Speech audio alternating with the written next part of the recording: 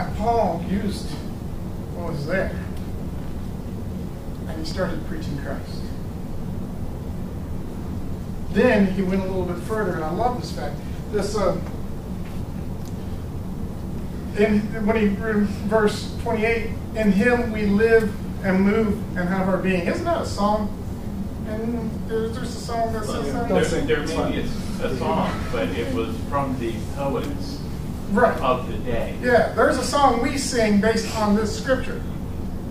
But this scripture is based off of a Greek poet.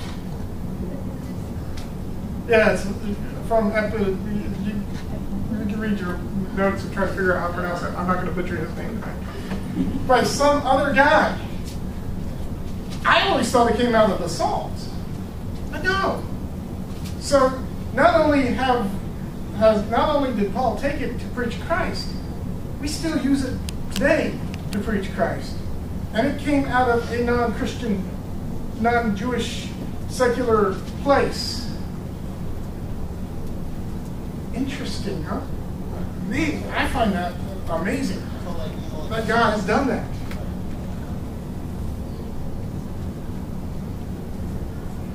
And throughout this whole thing, Paul was using their thoughts and their minds to prove Christ. We all come from different places.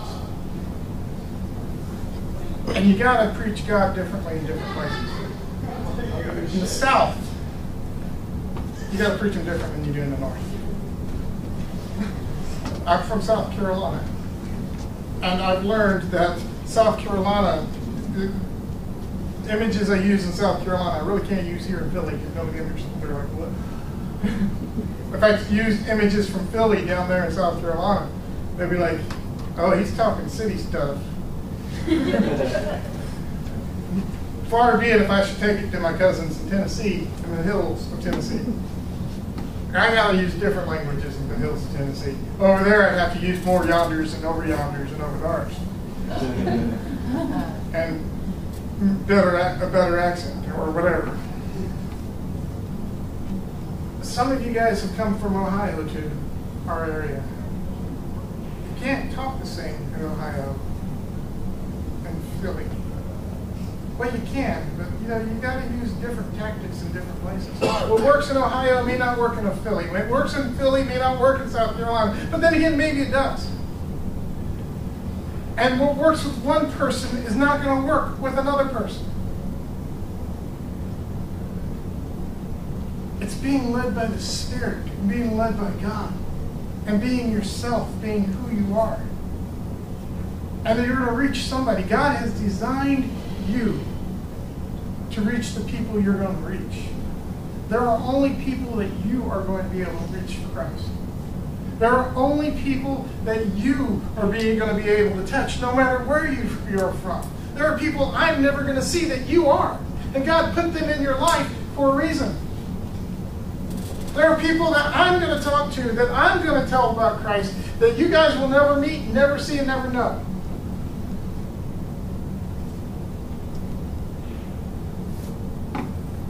He's designed us all specifically.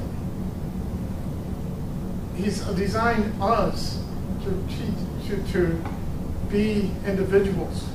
He's designed us to reach people. And like I said, one thing's not going to work for somebody else. It might work. You might think. I've seen people who have this one tract. You know what tracts? Everybody hand out tracts. You know what I'm talking about? Little things that tell about Christ. And, they have the one that they hand out to everybody. And some people, read it and they're like, wow, that's awesome. Other people read it and they're like, wow, this is going gum, good. You got to be more than just a one-track person. Tracks will work on some people. It doesn't work on a lot of people. But a conversation. Maybe you're in a conversation about sports and you lead to Christ through that. Maybe you're in a conversation about, you see somebody who likes something, frisbee or something, and you can start talking about God through a common bond. I get a lot of flack for asking people questions. You meet me for the first time, and if I have time to talk to you and I'm really interested in knowing you, I will ask you one question after another question. I have a list of college student questions. So I haven't asked you, I haven't had time to talk to you individually. It's like, what are you doing? Where do you go to school? What are you studying? Why? What are you going to do with that? And a lot of you have never thought of those questions, answers to those questions before. Or where are you from? What brought you here? Why are you here? What are you doing? And I would ask a list of questions. Somebody's like, why do you ask so many questions? I say, so I know how to find out who you are and how I can relate to you. And if I find a common bond in our discussions, boom. It doesn't matter what it is. It could be baseball team, or it could be, hey, you lived in Florida once. Hey, I used to live in Florida. Where did you live? And we can have a conversation about that. Context. How can I get to know you in order to tell you about Christ? Or how can I get to know you to teach you? Or how can I get you to know you so you can teach me? I'm just a fellow pilgrim on this journey. I don't know everything yet. And the victory of this, it's found in verses 32 and 34. Now when they heard of the resurrection of the dead, some mocked, but others said, we will hear you again about this. So Paul went from the midst, but some men joined him and believed. Some, key word in there, some men joined him and believed. Among them were also Dionysius the Areopagite, and a woman named Damaris, and others with them. Three things happened. Some mocked him, some laughed in his face. I'd like to read the end of the story where Paul walked in there and every single one of these thinkers became Christians. Yes! No, he says some mocked him, some laughed in his face and thought he was stupid. But others said, you bring up good points. Some people are going to laugh at your face. Some people are going to kick you in the pants and tell you to get out of here. Some people are going to say, you make a good point, I'd like to talk to you again. And then some people actually follow you. Sometimes it's the bigwigs. The name Dionysius the Areopagite is important. You could tell he was an important man because he was named after one of their gods, Dionysus. I don't know, don't ask me what that god did. I just knew it was a Greek god, that's all I know. Yes? He's the god of wine. God of wine. He's the god of wine. See, they had a god for everything.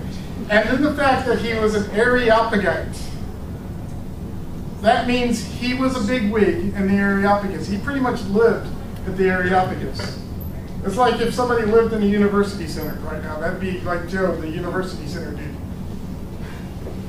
He lived in a place where they thought. He lived in a place where they had these things. He was there all the time. He was a bigwig. He was an important guy. So sometimes, who knows who you talk to this week? Who knows who you're going to talk to tomorrow, tonight, whatever, when you get home? They might just be somebody with power. They might just be somebody of importance who decides to follow after you. Then again, they might just laugh in your face. Be prepared. Share the gospel. Tell people about Jesus. Use something in their lives to help them understand the light of Christ. Do this. See what happens.